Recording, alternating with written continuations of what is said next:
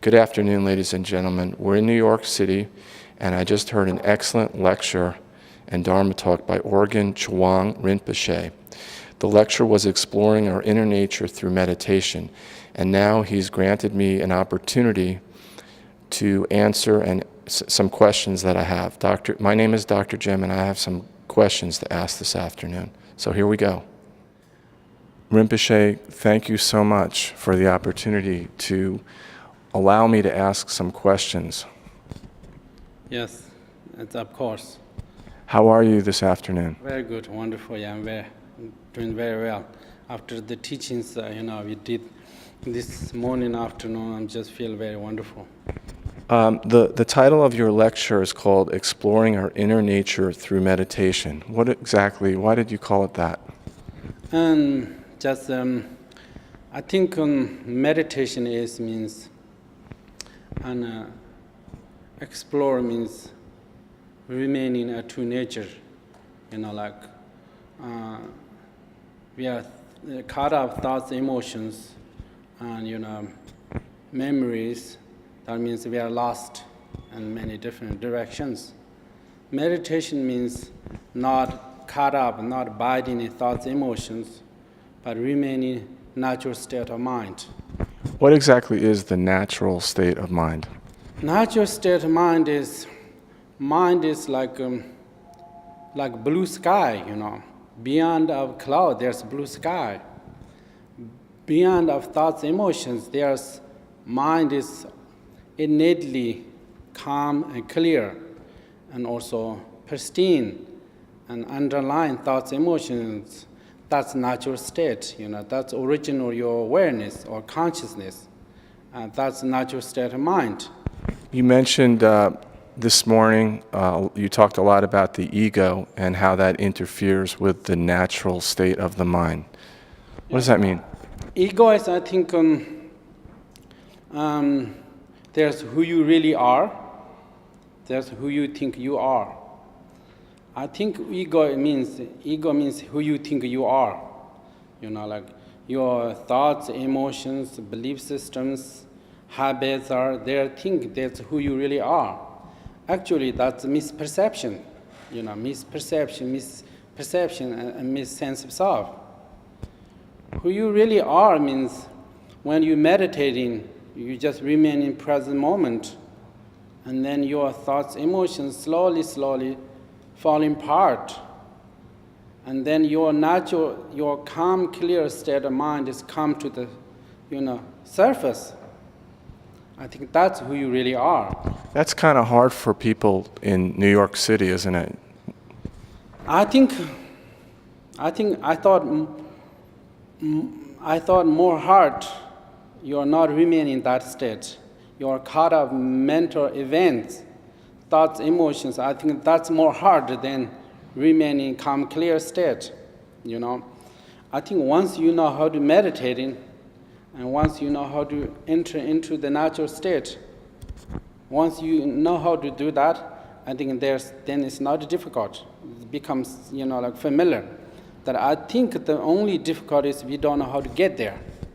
One of the things that I think people in the West focus on is more materialism. They say this, especially in the East, and Easterners focus more on the spiritual. Do you think it's hard for us New Yorkers and Americans to focus more on our minds and less on our bodies? I think we need to do both ways, maybe. We need to focus on material level because we just live this world. Also, we need to focus our mind, We just messed up our mind, then whole world is become messed, and problems occur because we don't know how to deal with mind. We don't know how to work with the mind. But once we know how to work with the mind, I think through meditation and compassion, I think then we have, there's not many problems. And everything problem occurs with our thoughts, And thoughts are produce many different problems or unhappiness. And then once you know how to meditate, then you can, deal with your thoughts, emotions very easily. And then once you know how to deal with thoughts, emotions very easily, then you find happiness, inner peace very quickly. I think that's a purpose meditation. You focused a lot on your discussion about the internal world versus the external world. Why do we focus so much on the external events of our lives and not focus on really gaining wisdom about who we really are? I think people, the more we have, understanding of the mind, the more we have how to connect. Our mind is, really connect with the external world. You cannot ignore it, because mind is, external world is reflection of your mind. And then I think we need to know more people learning about mind, how to connect your relationships, how do you connect the world, how do you connect with your perceptions, how do you connect with rest in the world. Then you want to fix everything, first you need to fix your mind. Do you think, so what I think therefore, once people realize that, I think people need to pay attention inwardly.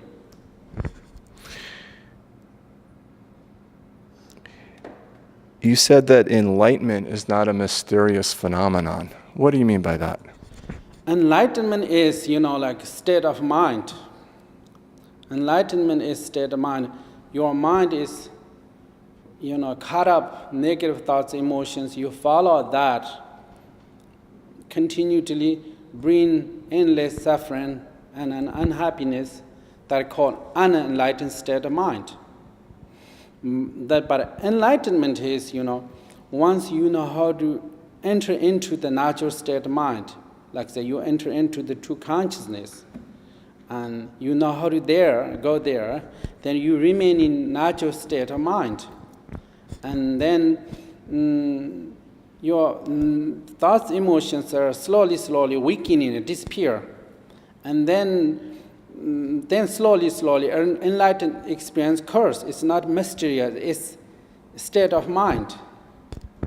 So when I leave here this afternoon, I go outside and I drive my car back to New Jersey, and I'm driving in traffic, and I get angry. You mentioned that we should learn how to use our enemies, our anger, as our friends. How do we do that in this crazy world we live in? Yeah, I think